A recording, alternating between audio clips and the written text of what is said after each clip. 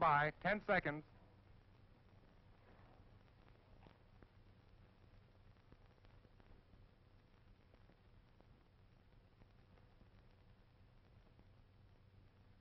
"6:45. Time for another session with America's foremost commentator on the world scene. And now here he is, Lowell Thomas." Good evening, everybody. Tonight I would like to take a few minutes from the news to read you a letter. For all it tells of the personal experience of one person, it describes a very frequent experience of many, many others. It's from the wife of a veteran who was discharged from the Army just 3 months ago. Dear Mr. Thomas, 4 years ago, my husband went into the Army. All at once, the newspaper headlines came to life. The war from 1,000 battlefronts with tongue-twisting names put its foot inside my door. For this was my husband, the father of my child, going off to fight. Be brave, keep your chin up. Just words. All I knew was the sheer agony of parting from the dearest thing in my life.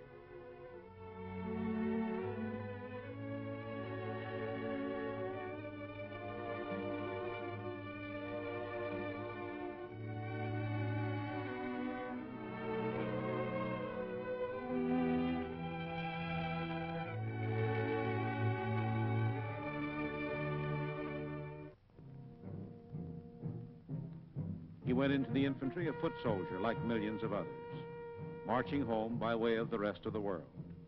He was at Salerno, where men who were his friends died. Men with children just as dear to them as our little girl is to him. Men who loved a Frankfurter at the ball game just as much as he.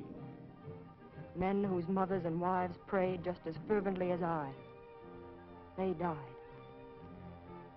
But God was with him and he lived. Yes, they died and he came through, alive and sound. He was at Casino where real flesh and blood men, not just statistics, traded their lives for a bit of ground too small to hold their bodies. And yet, though bomb and bullet and bayonet vied for the honor of killing him, once again he came through. 4 years of this, 4 long years of this grim Cook's tour, with every advance offering death still another chance. All through those long 50-hour days and 100-day months, I lived in fear of hearing the doorbell ring, reading that telegram that starts, "The War Department regrets." But no, the telegram never came. The war ended and my husband was still alive. Almost before the impact of this miracle had dawned upon me, he was home, safe in my arms. The misery and the longing and the worry and the danger were all behind him. He was home, and he was safe.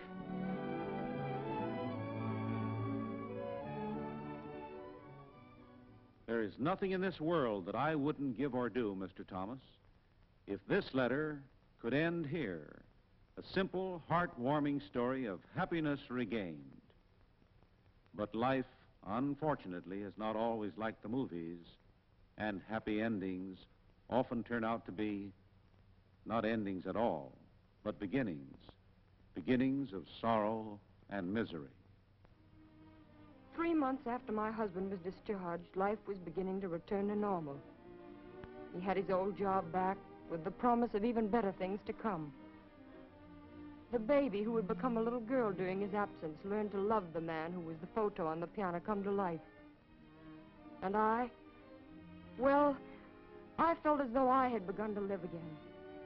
As I look back now, I can't remember just what I was thinking about that morning. What to have for dinner, or perhaps the invitation to the Clark's party. But it doesn't matter, for every plan and dream ended that morning at an intersection on the way to town. My husband was in his car waiting for a light to change. I'll never know whether he saw the man in the big sedan, but even if he had, there was no time to act. For this man speeded up to beat the light, tried to make a sharp right turn, and crashed into him.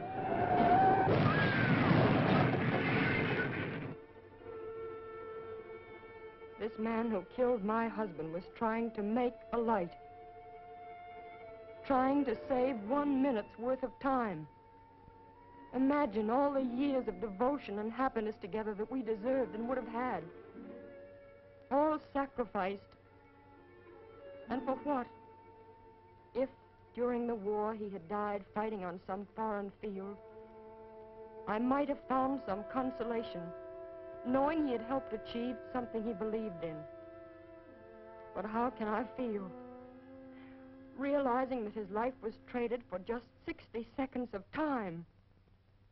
It seems incomprehensible to me that a nation like ours, which rose as one person to beat off the murderous attacks of fanatical madmen, can allow this double-headed enemy of carelessness and criminal selfishness to continue its reckless destruction of lives and homes. We can't sit idly by and say it was just an accident, for it's not that at all, Mr. Thomas. It's wanton murder. During the 4 years that America was fighting for its life, 212,000 men, an average of 53,000 a year, lost their lives. Now that the war has ended, we think that terrible waste is over. Ah, but that's an illusion. The horrible slaughter continues. This year alone, traffic accidents will kill more than 40,000 living, breathing human beings. Imagine the entire population of Joplin, Missouri, or St. Petersburg, Florida, or Joliet, Illinois, wiped off the map, and then you have some idea of what this Holocaust means. Hundreds and hundreds of thousands of other healthy men, women, and children will be maimed, crippled, have their lives ruined, because someone decided to take a chance or tried to save a minute.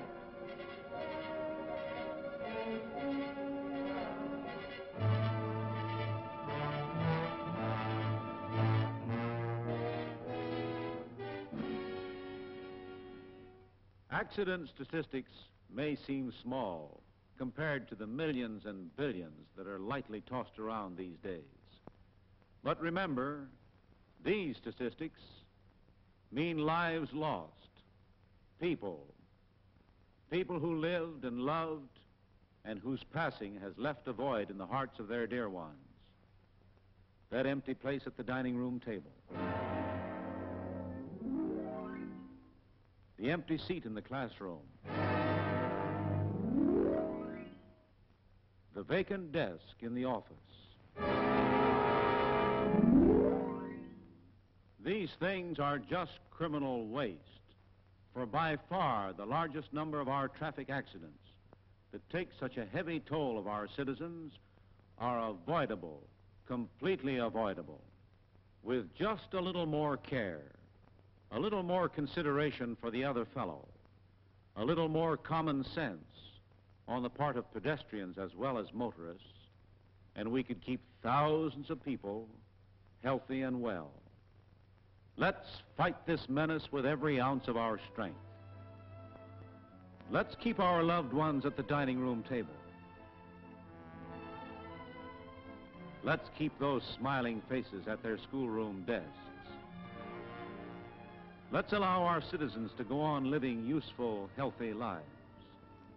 Unless we all do our part, 1.5 million people, 1 out of every 100 in this country, will be killed or hurt this year. Remember, accidents are not just things that happen to other people. You may be next.